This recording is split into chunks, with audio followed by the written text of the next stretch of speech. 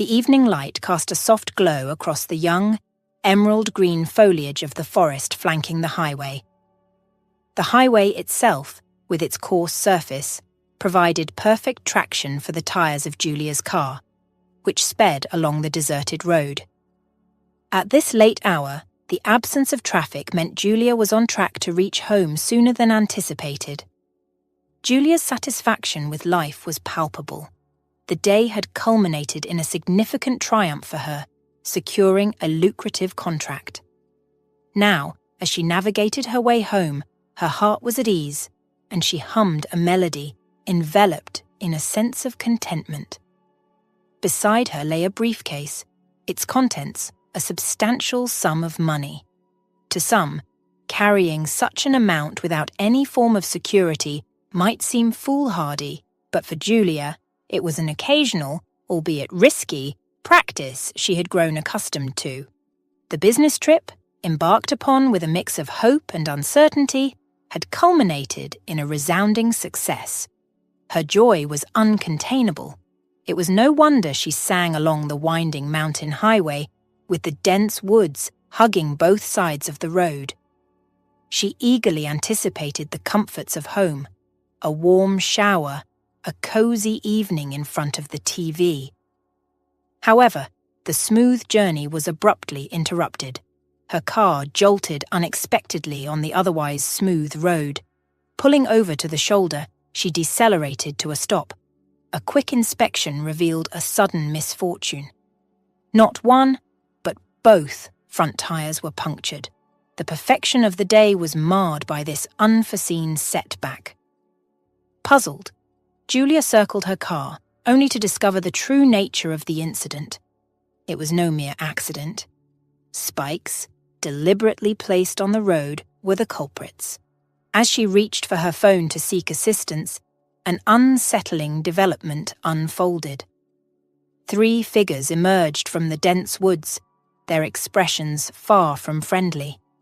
It was evident they had no intention of offering help. Julia found herself facing a situation far more perilous than a simple flat tire. "Hey there, beauty," taunted one of the men in a tone dripping with mockery. "Seems like you've had a bit of misfortune. What a pity we can't be of much help. However, we might assist in lightening another burden you seem to be carrying," he said with a sly grin, eyeing her briefcase. "Cut the nonsense," interjected another, an older member of the trio, his annoyance with his accomplice evident in his tone. He turned to Julia with a more direct demand. "Hand over your phone." Julia's heart raced with fear.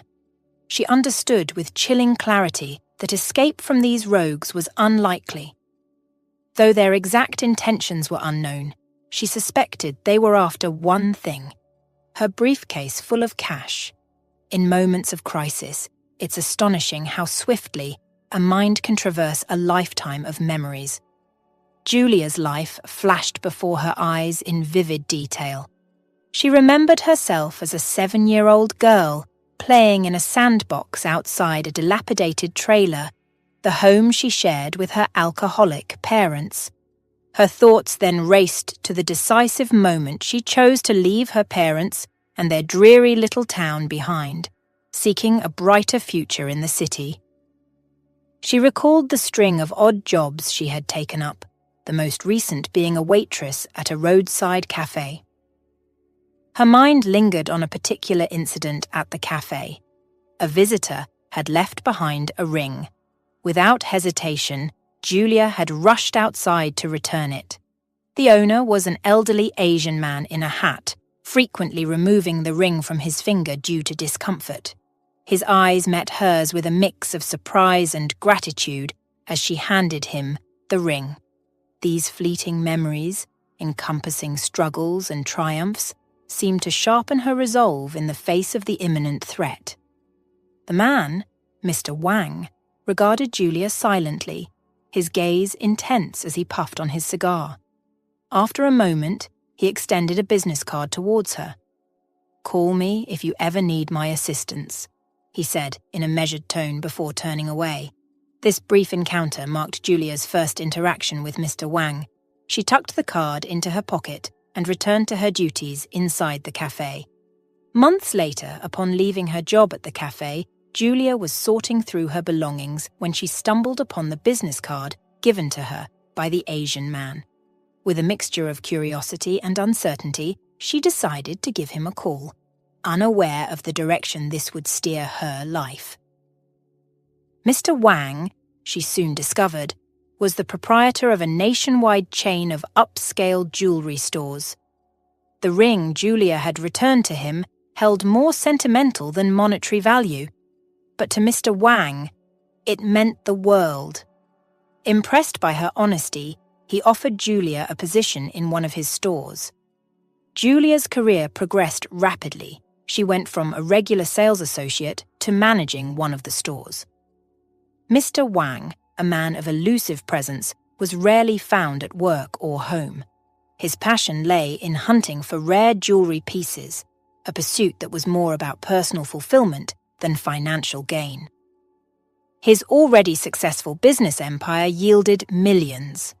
But it was the stories and histories behind each piece of jewelry that truly captivated him.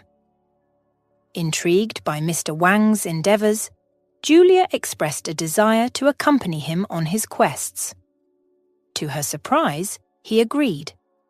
During these expeditions, Julia learned the art of acquiring valuable jewelry at reasonable prices, as well as unearthing treasures that others had spent lifetimes searching for. This experience opened Julia's eyes to a lucrative opportunity. She transitioned to working full-time in the trade of rare and valuable jewelry, quickly amassing wealth. In a few short years, Julia's newfound prosperity enabled her to invest in real estate and live a life beyond her wildest childhood dreams. Her journey from a humble beginning to achieving her aspirations was nothing short of remarkable. Jarred back to the present by the unnerving grip of one of the bandits, Julia felt a sudden pang of introspection. Was her pursuit of wealth the root of this dire situation? Did this ambush represent some kind of cosmic retribution? She racked her brain for any misdeeds she might have committed but came up empty. Her career, though ambitious, was built on integrity and hard work. Her thoughts were interrupted as one of the bandits rifled through her pockets before moving towards her car. In a moment of panic, Julia gestured towards her purse on the passenger seat. "Everything I have is in that purse," she stammered, her voice tinged with fear. The prospect of losing the briefcase full of cash, hidden from their view, sent shivers down her spine. The leader of the group, with a calculating look, assured her, "We'll take the purse, but we're after something more."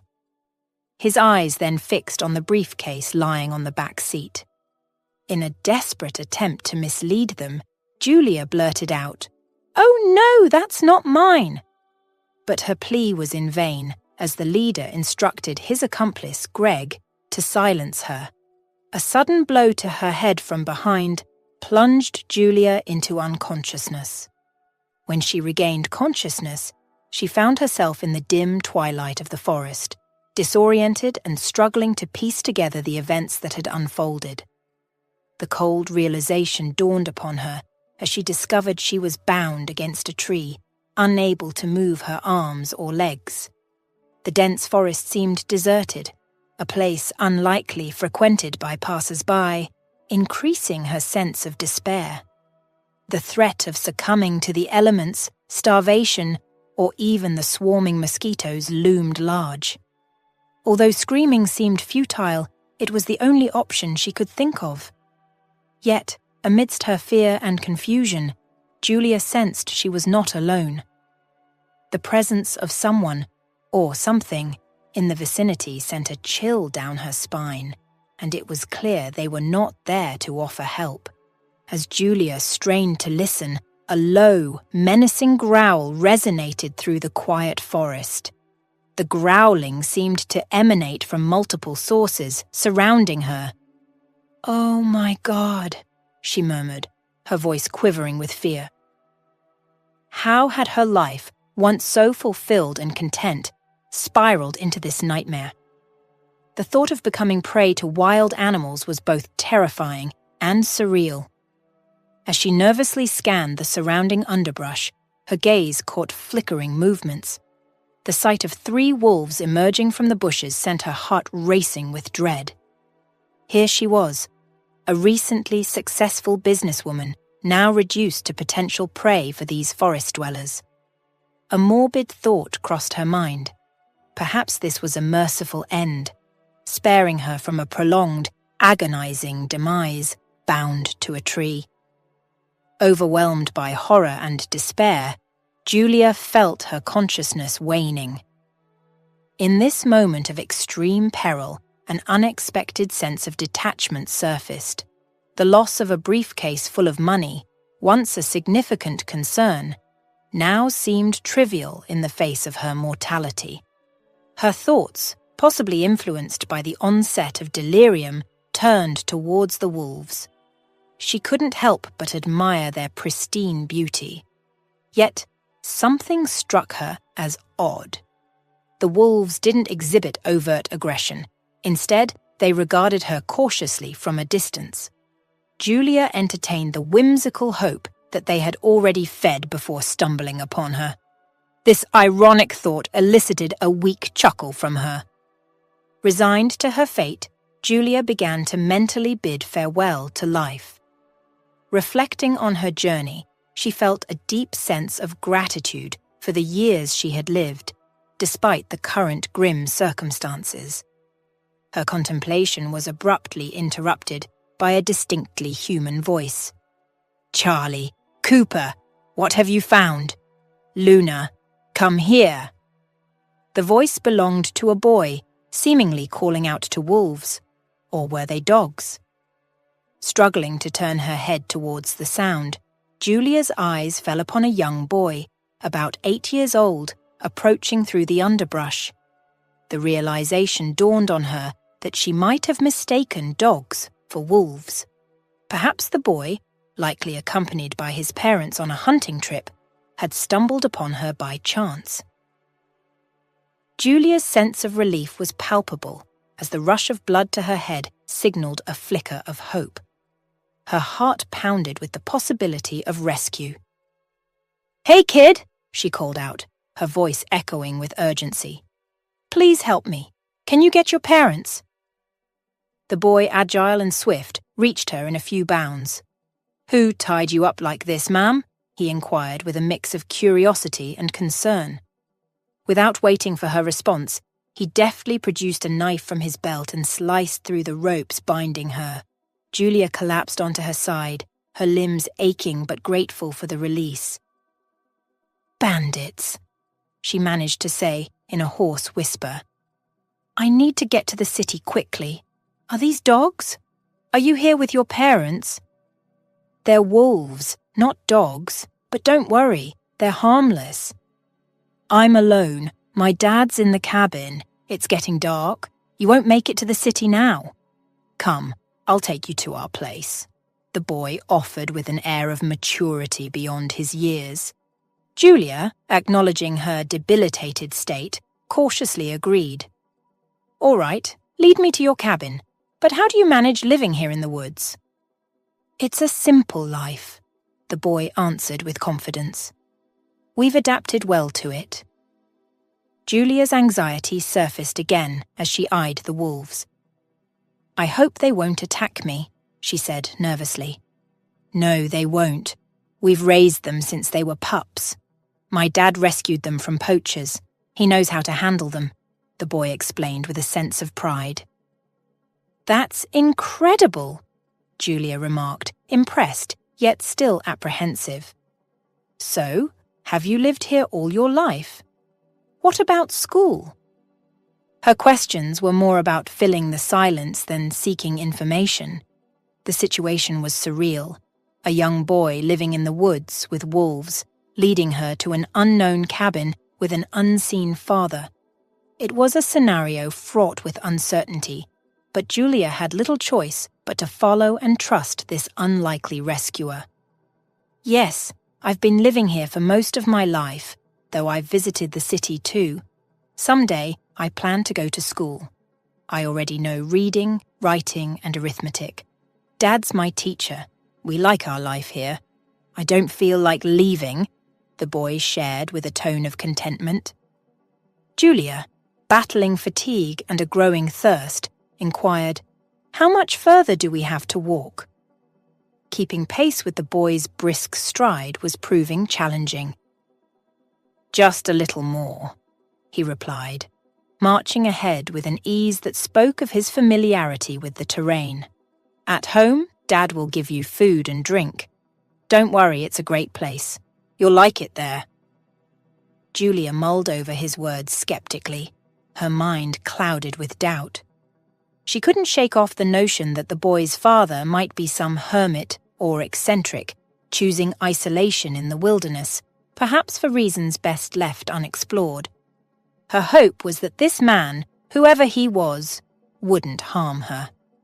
Having already faced a life-threatening situation, Julia felt she had little left to lose. "Is the city far from here?" she asked, her mind weary from the day's ordeals. "It's not very far. I'll show you the way tomorrow. You might get a ride from there. We don't have a car," he explained. "As for anyone looking for you, it's unlikely they'll find you here. My dad prefers to avoid strangers." Julia couldn't help but feel a twinge of dark humor at the situation. Great. The father must be some kind of recluse, she thought to herself, half-jokingly wondering if he might be a zealot intent on keeping his secrets safe. The journey, despite the boy's assurance of its brevity, felt interminable to Julia. Accustomed to the comforts of city life, she found the rugged forest path arduous, often tripping and clutching at branches for support. After what seemed like an eternity, they arrived at a cabin that was surprisingly well constructed and not at all small, standing robustly amidst the wilderness. "Here's our home," the boy announced, extending a welcoming hand towards the cabin. "Come in. You'll soon meet my dad." The father, a stern-looking man, navigated the space with the aid of a walking stick. His greeting to Julia was somewhat reserved, not out of displeasure at her arrival, but seemingly due to self-consciousness about his condition. "My son found this lady near the creek," he explained. "She encountered bandits who left her tied up and unconscious. She's quite thirsty and exhausted," he relayed, swiftly moving to fetch her a drink. A gentle smile softened the man's features as he listened. "Well done, son," he praised, evidently proud of his son's initiative and independence. Turning his attention to Julia, he invited her to sit. "Please, make yourself comfortable at the table. I'm brewing some herbal tea. It will be ready shortly. Now, tell me what happened, Ed." Julia recounted her ordeal, detailing the ambush, her encounter with the bandits, and the subsequent loss of her briefcase filled with money. As she spoke, she reflected on the bandits' behavior, deducing that they were more interested in the briefcase than in harming her. Their choice to leave her tied up in the forest suggested they hoped nature would eliminate any trace of their crime. Julia allowed herself a small, wry smile. "I suppose you're right. In a way, wild animals did indeed take care of me," she mused, reflecting on the irony of her situation. Luke, the father, handed her a cup of warm, aromatic tea. Along with it, he set out some simple yet hearty food on the table, inviting Parker to join them for the meal. The boy dove into his dinner with enthusiasm, while Julia, still shaken from the day's events, politely declined, finding herself devoid of appetite. Breaking a brief silence, Julia turned to her young rescuer. "I haven't even asked your name. I'm Julia, and you are?" "I'm Parker," he answered with a hint of pride. "It's nice to meet you, Parker," Julia said warmly, then shifted her attention to the man. "And you are?" "I'm Luke," he replied in a measured tone. As dinner progressed, Parker's eyelids began to droop, though he seemed reluctant to leave the company. Julia noticed how Luke's demeanour softened when he interacted with his son, a stark contrast to the gruff exterior he presented initially. It was clear there was a deep bond of love and understanding between father and son.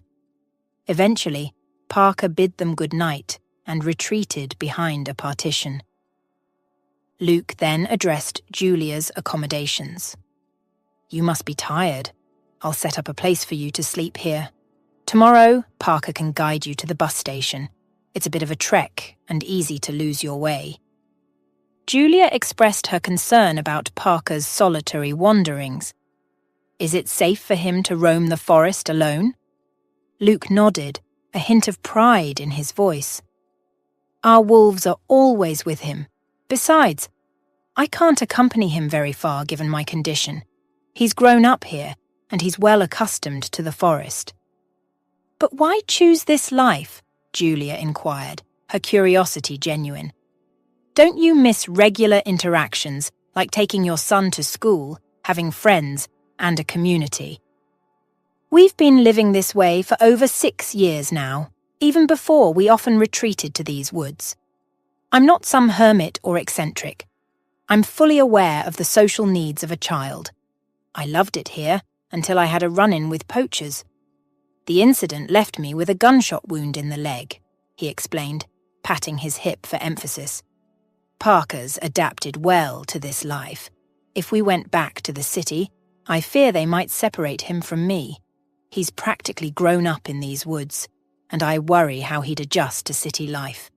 It might seem selfish, but it's our reality," Luke concluded with a hint of resignation. Julia then broached a delicate subject. "What about Parker's mother? Where is she?" Luke's expression shifted slightly at the mention of his wife. "She left us long before my injury. Our relationship was strained from the beginning. We married only because of Parker's impending birth. She left when he was 3, with another man. We haven't heard from her since.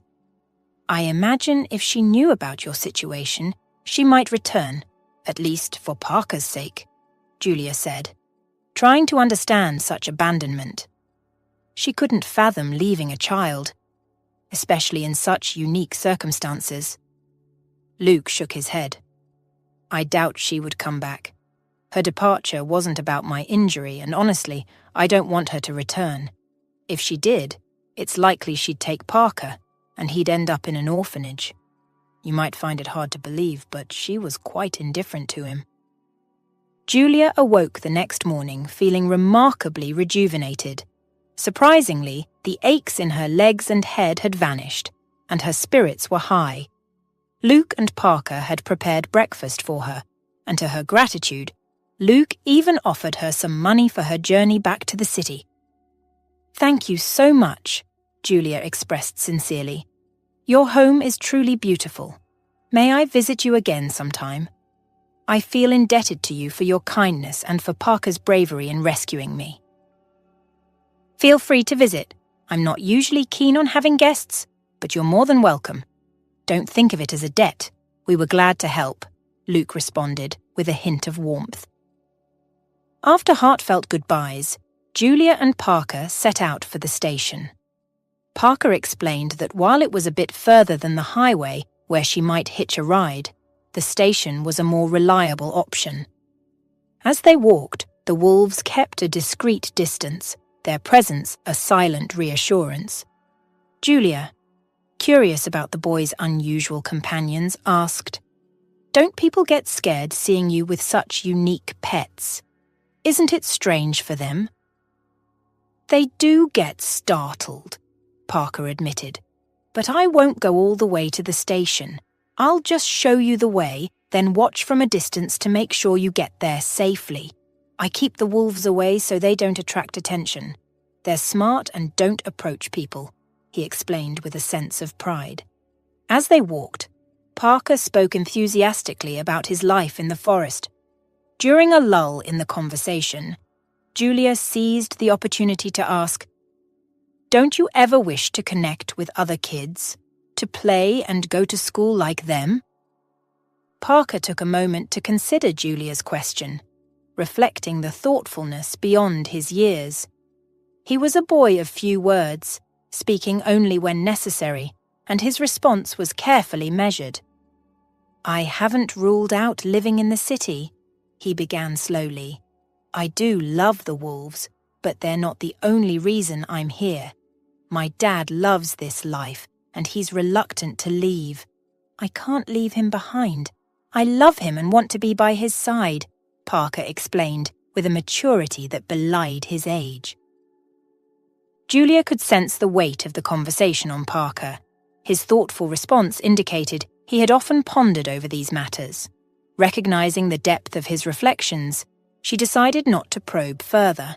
Instead, she made a mental note to revisit them and offer whatever assistance she could, once her own affairs were in order.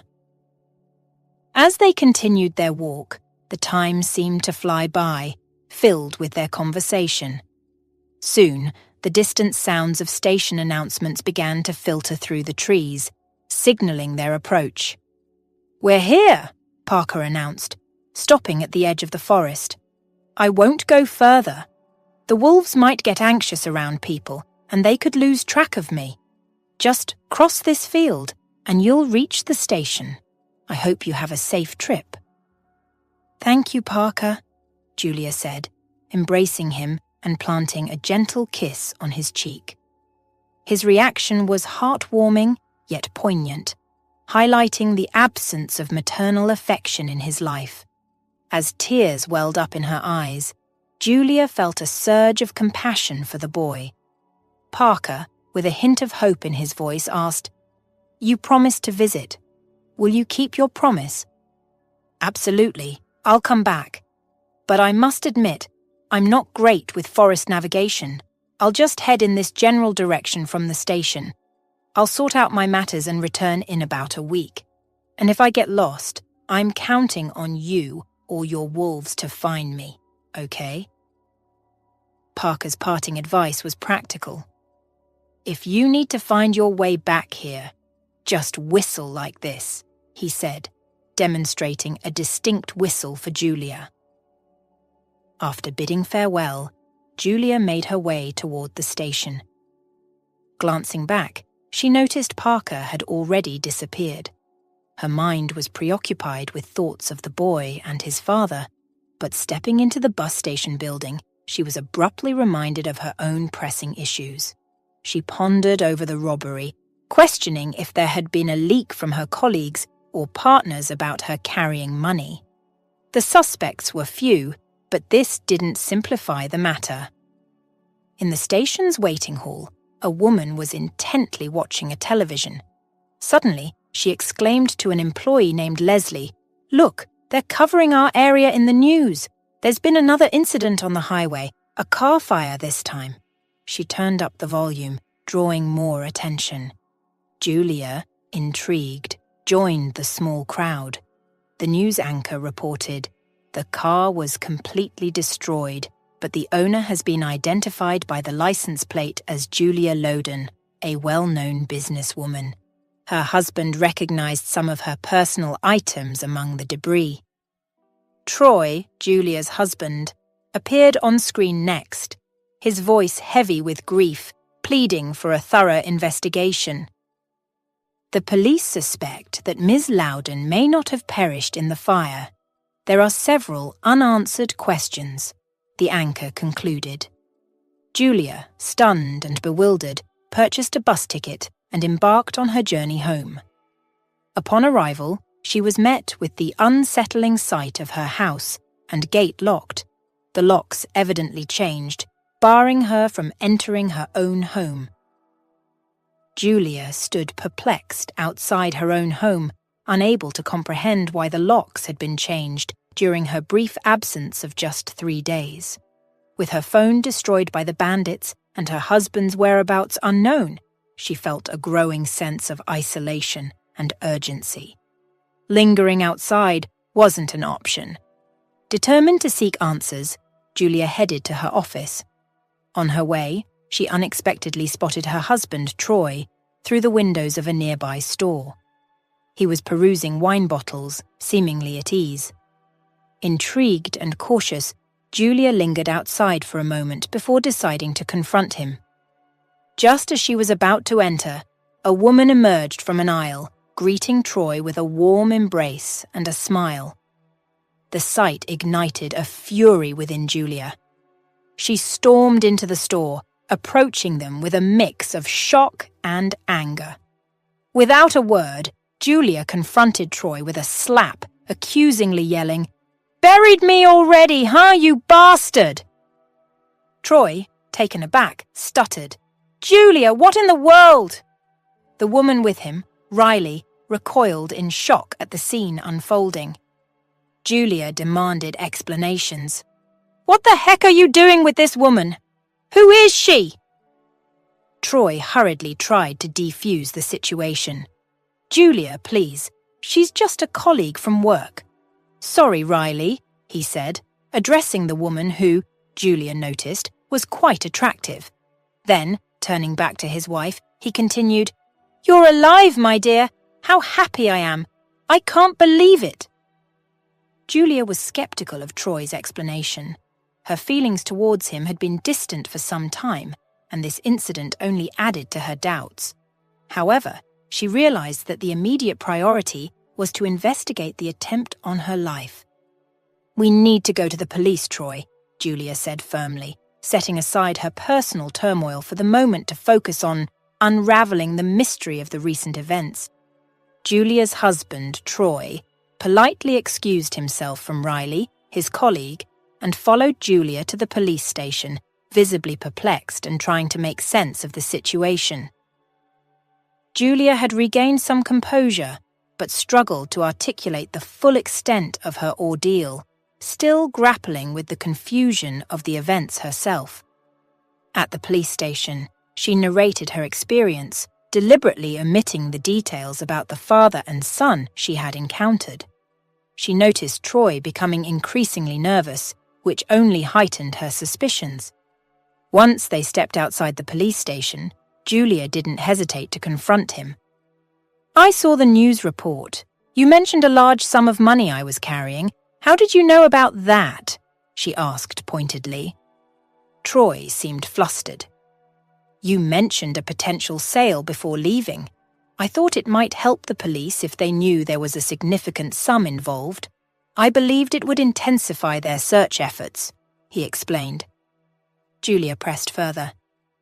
"And how could you recognize my belongings among the charred items?" Troy's frustration was evident. "Is this an interrogation? I've already answered these questions for the police. They showed me some items they found. I simply agreed they could be yours, given they were retrieved from your car. I don't understand why you're questioning me like this." Undeterred, Julia continued, "Then explain why you changed the locks at our house." His response came with a hint of defensiveness. "It was a precaution, recommended due to the criminal nature of your presumed death. With the perpetrators still at large, it seemed wise to secure our home." Troy's agitation grew as he spoke, and after a pause, he added, "I don't get why you're treating me with such suspicion. You've already attacked me in public and embarrassed me in front of a colleague." He took a deep breath before continuing, "I never believed you were dead, and now I'm lost as to what we're even discussing. Are you accusing me of something? If so, just say it." "Nothing, Troy. If I had any specific suspicions, I'd have shared them. Let's just go home. I need some time to gather myself and rest," Julia said, her voice tinged with exhaustion. Deep down, she was troubled by Troy's behavior, which had raised a cloud of suspicion in her mind. But for the moment, she yearned for rest. Reflecting on her recent experiences, Julia realized her feelings towards Troy had shifted. She couldn't pinpoint why, but her trust in him had eroded. Opting to delay confronting these issues without solid evidence, Julia's thoughts drifted back to the father and son she had met in the forest. Their sincerity had left an indelible impression on her. The next day, acknowledging that her personal troubles were far from resolved, Julia began planning a return visit to the forest. Unsure of what gifts to bring, she decided on an assortment of tasty and unique food items, books and toys for Parker, hoping to bring a touch of joy to their simple life. Though she knew these gifts might not meet all their needs, she comforted herself with the thought of asking them directly for their preferences on her next visit. Upon reaching the forest, Julia ventured towards where she believed the cabin to be. The journey was lengthy, and her backpack weighed heavily on her shoulders. Doubts crept in about finding the correct path. But just as Parker had instructed, the wolves appeared first, heralding her arrival. Soon after, Parker emerged from the foliage, his face alight with joy at seeing her again. "You came!" Parker exclaimed, breaking from his usual reserve as he rushed forward to embrace Julia. She returned the hug with a delighted laugh. "I'm so thrilled to see you, Parker. I was worried I'd get lost and never find my way here," Julia admitted. "I didn't expect you so soon. I knew you were close when the wolves started howling differently," Parker said, a hint of wonder in his voice. They made their way to the cabin where Luke greeted her with a subdued warmth. His reserved demeanor couldn't mask his pleasure at seeing a familiar face from the outside world again. Julia unpacked the treats from her backpack, feeling slightly self-conscious. "I hope you like these. I wasn't sure exactly what to bring. I didn't ask last time, but I do hope we'll meet again," she said. Parker's eyes lit up as he perused the books. "We're not really sure what we need. We've gotten used to having just the essentials. But these are fascinating. Thank you so much," he responded with genuine gratitude. Luke interjected, "You shouldn't have gone to all this trouble, but thank you. I'll get some tea ready. Let's enjoy lunch together." Julia then mentioned her oversight. "I didn't bring anything for the wolves. I wasn't sure what to get them. I know they eat meat, but it would have been too heavy to carry." "That's all right," Parker assured her. "They're quite self-sufficient and can find their own food. They're just happy you're here, gifts or not. So are we," he added with a smile. As Julia observed Parker and his unique companions, it dawned on her how different his life was from most children. He may not have had typical childhood experiences, but he had friendships and connections that many could only imagine. As Parker disappeared outside to play with the wolves, embracing the freedom and companionship they offered, Julia took the opportunity to share her recent experiences with Luke in more detail.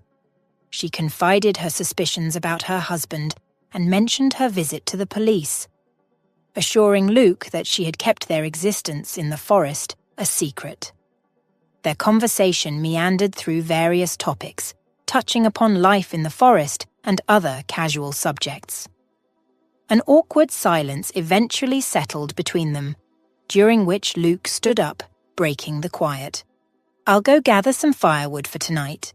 It tends to get chilly," he said, excusing himself to step outside. Left alone, Julia took a moment to appreciate the cabin's cozy and homely interior. She pondered what life would be like living in such a secluded environment for as long as Luke and Parker had. Her gaze fell upon quaint wooden figurines on the windowsills, evidence of Luke's craftsmanship and the ways he filled his time. While exploring the cabin, Julia accidentally brushed against a curtain that concealed Parker's bed. A photograph caught her eye, a young, beautiful woman. She paused, struck by the familiarity of the face. It was the same woman she had seen with her husband just days before. Luke re-entered the cabin at that moment and noticed Julia's fixation on the photo.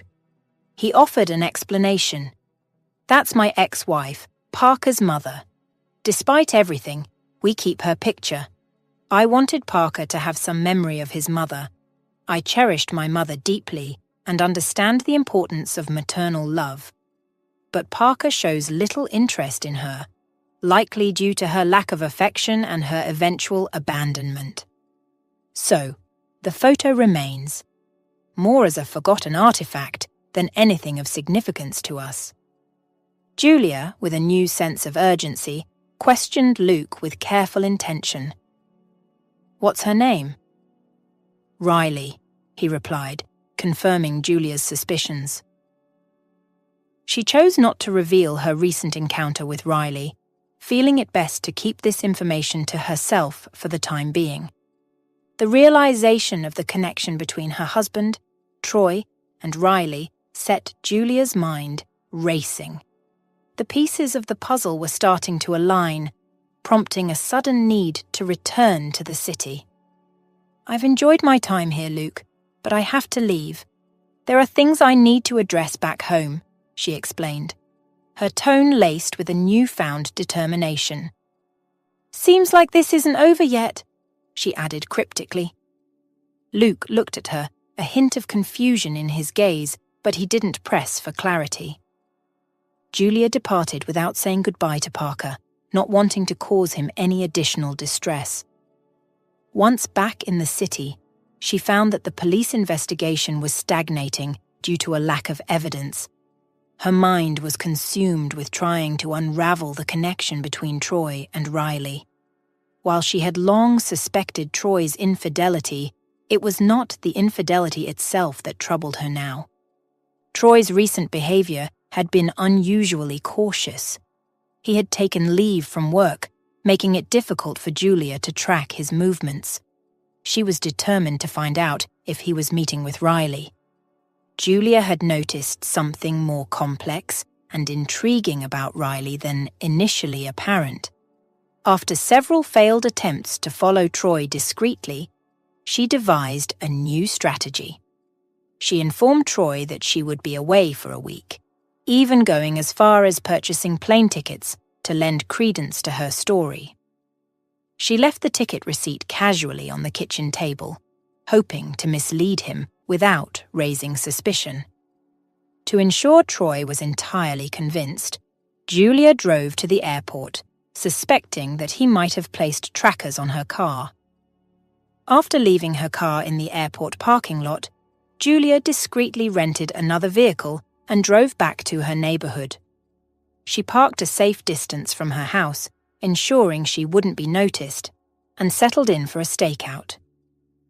As the evening set in, a car arrived at her house. To her dismay, but not her surprise, Troy had brazenly invited Riley over. Julia's suspicion of infidelity was confirmed, but her focus was on a bigger picture. She spent the entire night vigilant, watching over the house. The dimmed lights and quiet suggested what was happening inside. When morning arrived, Riley emerged and drove away. Julia discreetly followed, successfully obtaining Riley's home address. Julia spent the next few days shadowing Riley, who seemed to spend her time in coffee shops, making calls, and meeting various people. However, no significant information surfaced from these observations. The breakthrough came unexpectedly. One day, Riley visited a particular residence that left Julia in shock. It was Mr. Wang's house. The connection between Riley and the man who had been a mentor and a pivotal figure in Julia's life deepened the mystery. Feeling a need to reconnect with Mr. Wang and perhaps find some answers, Julia decided to visit him. She bought a small, elegant cake as a gesture of gratitude and respect. Upon knocking on Mr. Wang's door, it was opened by an older woman, likely a housekeeper. The woman's smile was peculiar, almost as if she had been expecting Julia's visit at that very moment. "Mr. Wang, please come down," the lady called out, her voice echoing through the spacious hallway. "Hurry, Mr. Wang, you must see who has arrived." From a room situated at the far end of the hall, Mr. Wang made his appearance. Initially, his gaze rested on Julia, yet there was no flicker of recognition in his eyes. With each step he took towards the entrance, he fumbled slightly with his glasses, finally perching them on the bridge of his nose.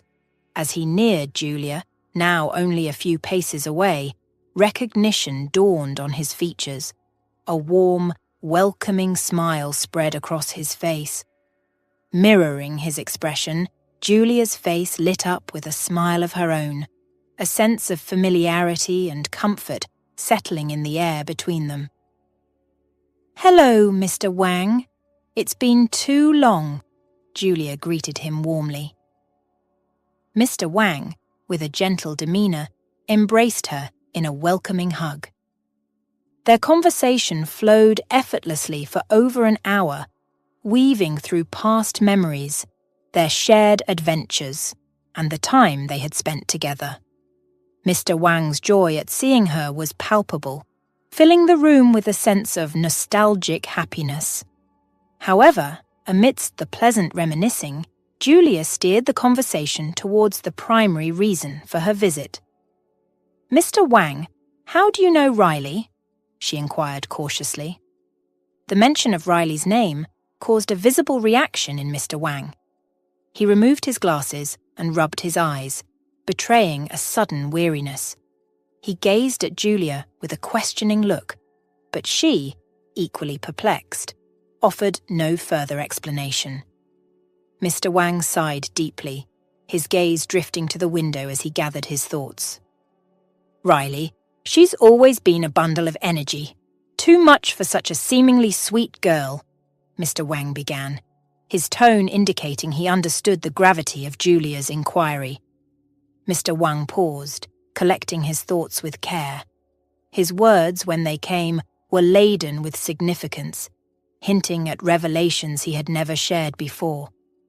The room fell into a profound silence, punctuated only by a solitary tear that traced a path down Mr. Wang's cheek. After a few minutes, he broke the silence, ready to disclose truths that had remained unspoken until now. Mr. Wang's story unfolded with a poignant heaviness. He shared about a time when he had everything he could have wished for: a successful business, a loving family with a beautiful wife and 3 daughters, and the financial freedom to fulfill his dreams. Among these dreams was owning a small yacht, a symbol of his success and a means to explore the open seas. In a gesture of celebration, he had planned a family trip on the yacht. However, his children, uncomfortable with the ocean, wished to return to the beach. Mr. Wang, eager to share his passion, persuaded them to venture further out to sea. Tragically, what began as a minor shift in the wind quickly escalated into a violent storm. The ocean, once a source of wonder and freedom, transformed into a merciless force that claimed the lives of his entire family, leaving Mr. Wang to navigate a world of profound loss and solitude. Julia listened, understanding now the depth of Mr. Wang's empathy towards girls, who invariably reminded him of his daughters. This explained his tendency to hire predominantly female staff at his jewelry stores and his interest in family stories. It also shed light on why he had once formed a special bond with Julia, seeing in her a reflection of his own daughter. However, this dynamic shifted dramatically with Riley's entry into Mr. Wang's life. She began as just another employee, but soon recognized and exploited Mr. Wang's vulnerability towards young women. Unbeknownst to him, Riley grew increasingly resentful of the fatherly affection he showed towards Julia, who, by then, was no longer working for him. Julia had never met Riley during her time with Mr. Wang, but the seeds of jealousy and manipulation had already been sown. Julia's visit to Mr. Wang had illuminated many hidden facets of her past and present. She learned about the depth of Mr. Wang's attachment to her, an emotional connection he had harbored silently, never revealing it to her. Julia's departure to focus on her business had left a void in Mr. Wang's life, often leading him to speak of her with fondness and admiration to his employees. Riley, hearing of Julia frequently, had developed an intense resentment towards her, a jealousy born out of Mr. Wang's evident affection for Julia. This revelation brought clarity to Julia's understanding of the complex dynamics at play. She left Mr. Wang's house with a heavy heart, grateful for his honesty but burdened by the newfound knowledge. Julia's subsequent investigation into Riley's relationship with Troy revealed that he was largely a pawn in Riley's manipulative game. Over the next few days, Julia contemplated her next move, eventually deciding to confront Riley directly. However, her first attempt to do so was unsuccessful, as Riley was not home. As Julia headed back to her car, she noticed several envelopes scattered on the sidewalk. Among them was one from a local clinic's oncology department addressed to Riley.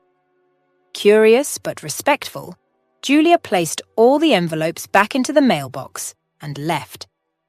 Determined, Julia returned the following day only to find Riley's house empty again. She then decided to visit the clinic indicated on the envelope. At the clinic, she inquired about Riley, only to be told there was no patient by that name. As the receptionist left to check further, Riley herself appeared from another room. Riley's surprise at seeing Julia was unmistakable. Her reaction was a mix of shock and feigned happiness as she hastily composed herself to appear pleasantly surprised by Julia's presence. Riley's initial reaction to seeing Julia at the clinic was one of genuine surprise. "Hey, Julia! How have you been? I didn't expect to see you here. Is everything okay?" she inquired, her concern appearing sincere.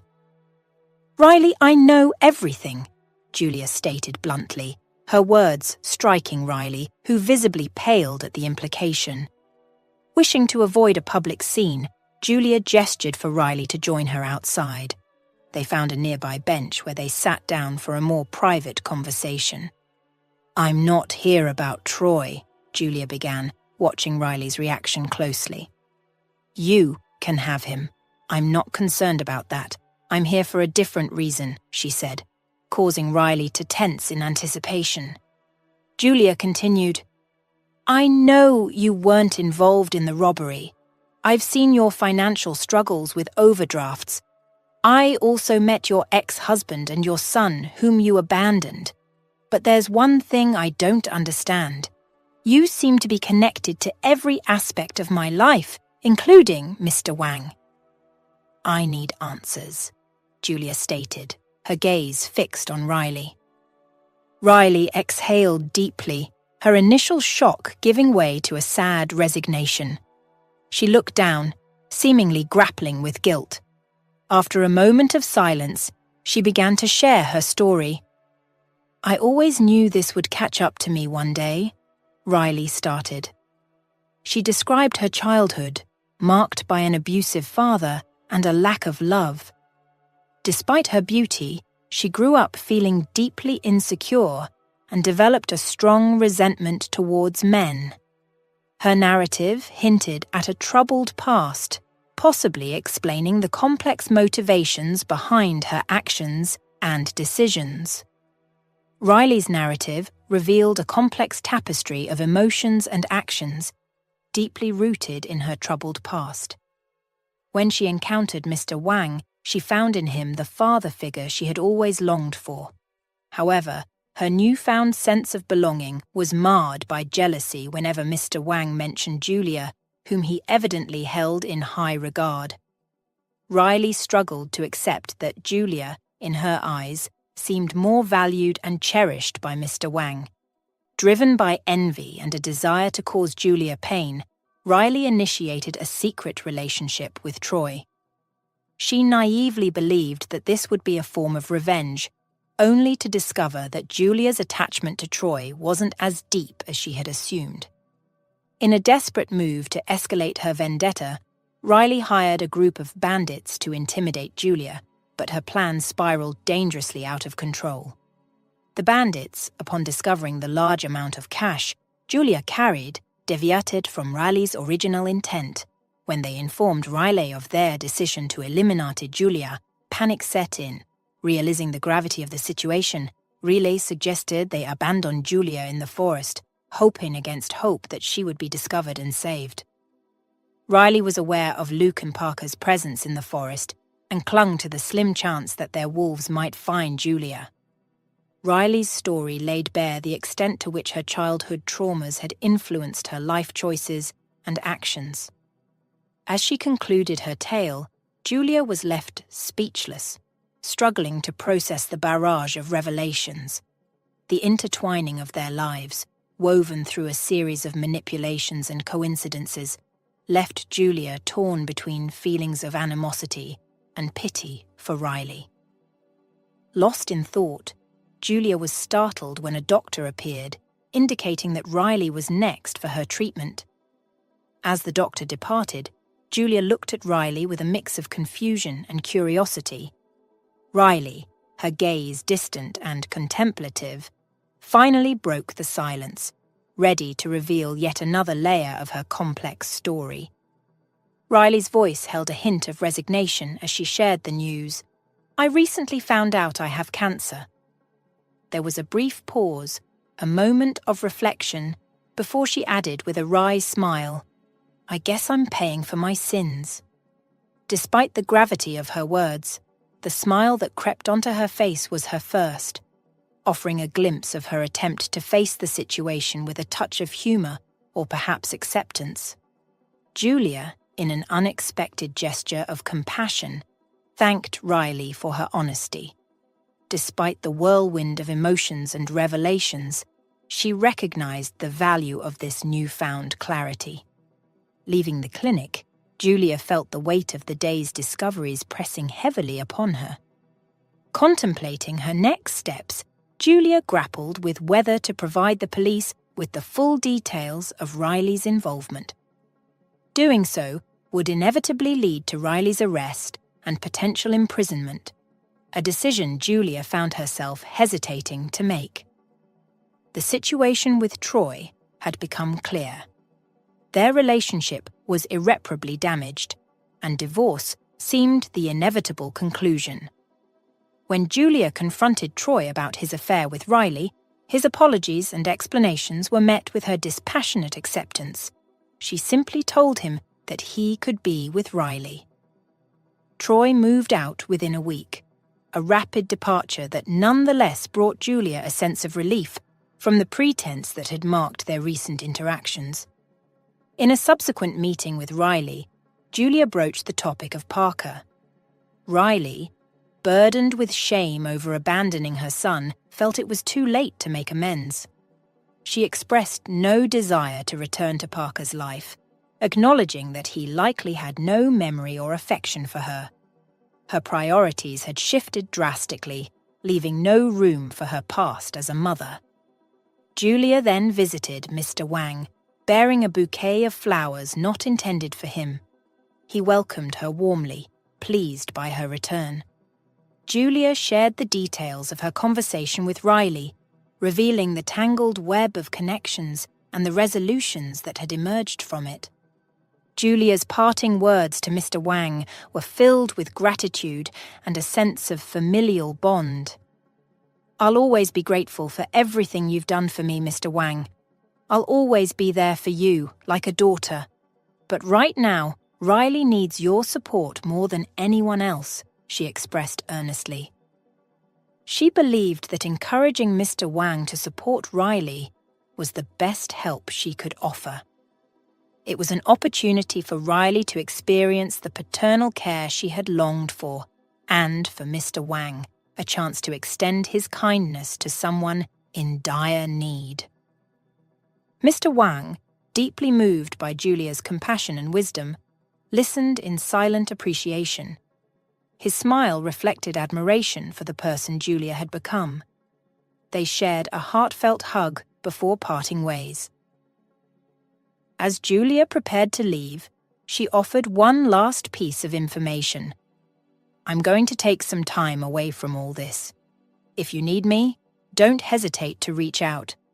Riley knows how to find me." Mr. Wang was left pondering Julia's words, but for her, the path was clear. She was headed to the forest, to the cabin that had become a place of refuge and clarity. This journey through the woods was different for Julia. There was no panic or fear, only a heart filled with hope and warmth. She walked confidently, almost certain that the wolves were nearby, watching over her protectively. As she emerged from the dense forest, the sight of the cabin brought a sense of achievement and relief. Approaching the cabin, Julia noticed the homely surroundings, with various tools and items strewn about. Luke and Parker were busy outside, working on a fence for their small garden. Parker skillfully handled his knife, peeling sticks for the fence. Julia's arrival at the cabin was a quiet one, her approach almost unnoticed as she seamlessly blended into the tranquil rhythm of Luke and Parker's work. She set down her backpack, pulled out work gloves, and picked up a few sticks, joining Parker in his task. Her sudden presence took Parker by surprise, but his shock quickly turned to joy as he recognized her. "You promised we would build this fence together, right?" Julia said with a smile, her eyes sparkling with warmth. "Parker, you're back!" Parker exclaimed, his voice filled with delight as he leaped into Julia's embrace. The hug they shared was a profound moment for Julia, awakening within her a maternal affection she hadn't known she possessed. Embracing Parker, Julia felt an unexpected connection, despite the complicated relationship with his mother, Riley. It was as if she was holding her own son. Luke approached with a broad smile, joining in the warm welcome. When Julia released Parker, she turned to embrace Luke as well. "I plan to stay much longer this time," she announced, a hint of joy in her voice. Parker's reaction was one of pure elation, his dream of having a mother figure seemingly fulfilled. Luke, observing this unfolding bond, sensed the beginning of a new chapter. The presence of Julia in their home promised a warmth and completeness that had been absent for too long.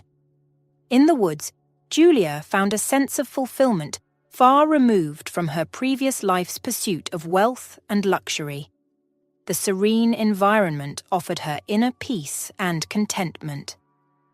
Parker became her constant companion, eagerly assisting and protectively shadowing her. His devotion was so complete that it almost seemed he had forgotten about Luke, who watched the bond between Julia and Parker with a mixture of amusement and gratitude. The transformation of life in the cabin with the arrival of Julia was profound. Evenings were spent in shared warmth and laughter as Luke and Julia sipped herbal tea, exchanging stories under the stars.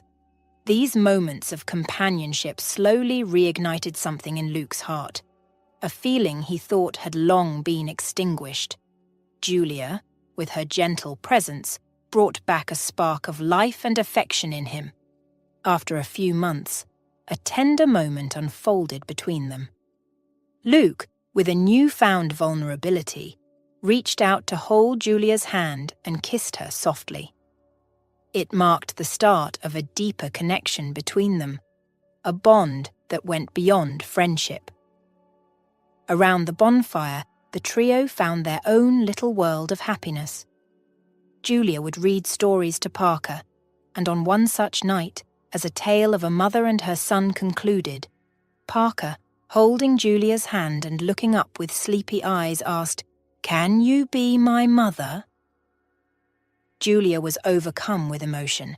She held back tears as she knelt down to Parker's level and replied, "I thought I already was." Parker's embrace in response was all the confirmation she needed. From that day, Parker no longer called her Julia. She was Mom to him.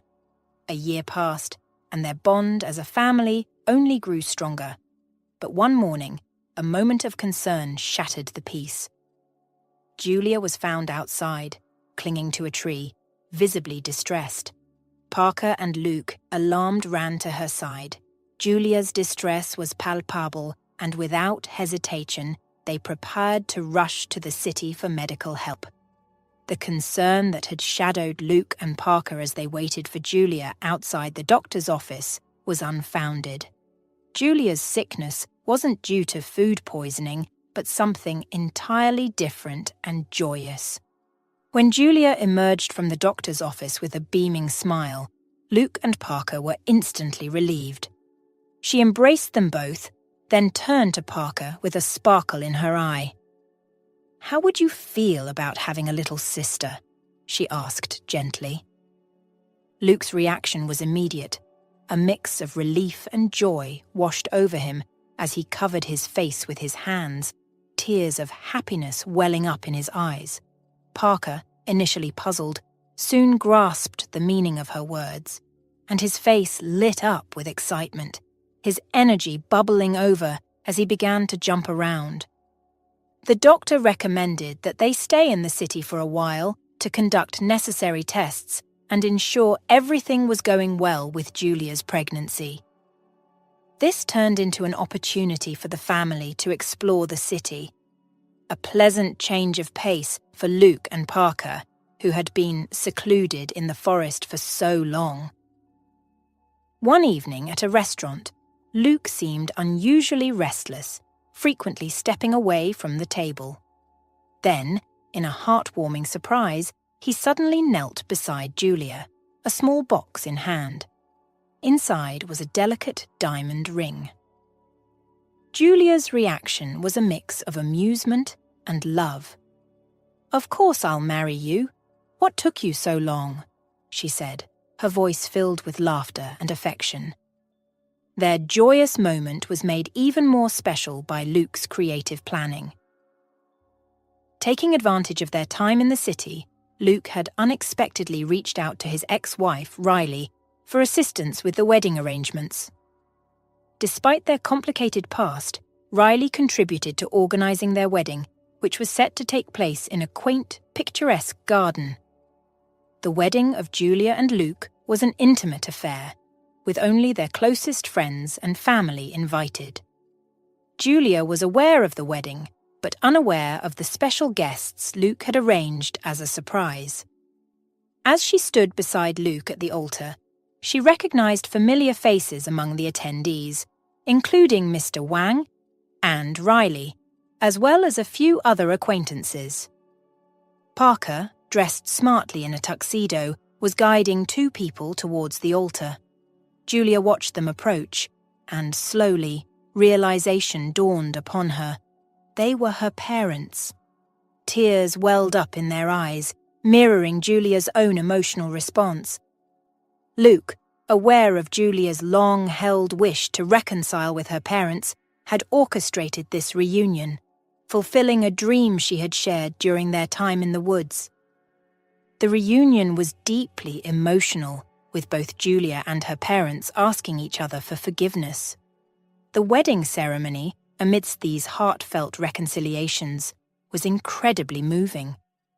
Riley, observing from a distance, was visibly emotional as she watched Parker, her son. She refrained from revealing her identity to him, instead choosing a quiet moment to express her gratitude to Julia. "Thank you, Julia, for taking care of them," Riley whispered. Julia, with understanding and compassion, responded, "Thank you for everything, Riley. Good luck." With that, Riley quietly departed from the ceremony. 8 months later, the family welcomed a new addition, a baby girl named Amy, a name symbolizing love. Amy's arrival reinforced the belief that love has the power to heal and forgive, a sentiment that had become the cornerstone of their lives. In this new chapter, the family embraced the joys and challenges of life, united by the bonds of love, forgiveness, and newfound connections. As the years passed, Julia, Luke, Parker, and little Amy became a close-knit, loving family. The cabin in the woods, which had been a sanctuary and a starting point for their new life together, remained a special place for them.